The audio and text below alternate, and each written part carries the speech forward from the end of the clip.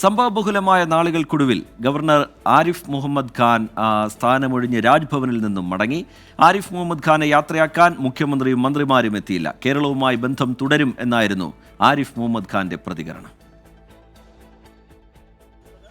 മുൻ പ്രധാനമന്ത്രി ഡോക്ടർ മൻമോഹൻ സിംഗിന്റെ നിര്യാണത്തെ തുടർന്ന് 7 ദിവസം രാജ്യത്ത് ദുഃഖാചരണം പ്രഖ്യാപിച്ചതിനാൽ ഔദ്യോഗിക യാത്രയയപ്പുണ്ടായിരുന്നില്ല.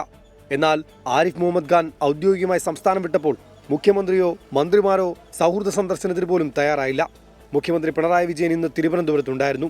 10:30 ചീഫ് സെക്രട്ടറി ശാരദാ മുരളീധരനും പോലീസിലെ ഉന്നത ഉദ്യോഗസ്ഥരും രാജ്ഭവനിലേക്ക് എത്തി. വിമാനത്താവളത്തിലെ വിപുലമായ ഗാർഡ് ഓഫ് ഓണർ ഒഴിവാക്കിയെങ്കിലും രാജ്ഭവനിൽ സുരക്ഷയ്ക്ക് നിയോഗിച്ചിരുന്ന പോലീസ് ഉദ്യോഗസ്ഥർ ഗവർണർക്ക് ഗാർഡ് ഓഫ് ഓണർ നൽകി.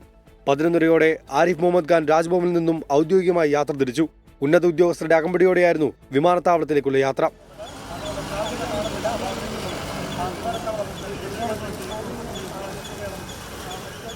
വിമാനത്താവളത്തിലെത്തിയ ആരിഫ് മുഹമ്മദ് ഖാൻ മാധ്യമപ്രവർത്തകരോട് സംസാരിക്കുമ്പോൾ മുൻപുള്ള കാർക്കശ്യം വെടിഞ്ഞു. വിയോജിപ്പ് പ്രകടമാക്കാതെ എല്ലാവർക്കും നല്ലത് വരട്ടെ എന്ന് ആശംസ. കേരളവുമായി ഇനി ആജീവനാന്ത ബന്ധം ആയിരിക്കും. കേരള ജീവിതത്തിന്റെ ഏറ്റവും സുന്ദരമായ ഓർമ്മകളും കൊണ്ട് ആണ് പോകുന്നത്. നിങ്ങളെ എല്ലാം ഞാൻ എന്നും ഓർക്കും. കേരളത്തിലെ എല്ലാവർക്കും നല്ലത് വരട്ടെ. വിമാനത്താവളത്തിലേക്കുള്ള യാത്രാമധ്യേ പേട്ടയിൽ വെച്ച് SFI പ്രവർത്തകർ ഗവർണർക്ക് ടാറ്റ നൽകി പ്രതിഷേധിച്ചിരുന്നു. ഉച്ചയ്ക്ക് ശേഷം 3:30 കൊച്ചിയിൽ നിന്നും ആരിഫ് മുഹമ്മദ് ഖാൻ ഡൽഹിയിലേക്ക് മടങ്ങും. ആരിഫ് മുഹമ്മദ് ഖാൻ കേരളം വിടുന്നതോടെ അദ്ദേഹത്തിന് സുരക്ഷയൊരുക്കിയിരുന്ന കേന്ദ്രസേനയും മടങ്ങും.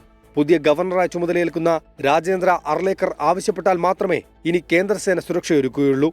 ജനുവരി 2 രാജേന്ദ്ര അർലേക്കർ കേരള ഗവർണറായി ചുമതലയേൽക്കും. ഷഫീദ് റാവുത്തർ, 24 തിരുവനന്തപുരം.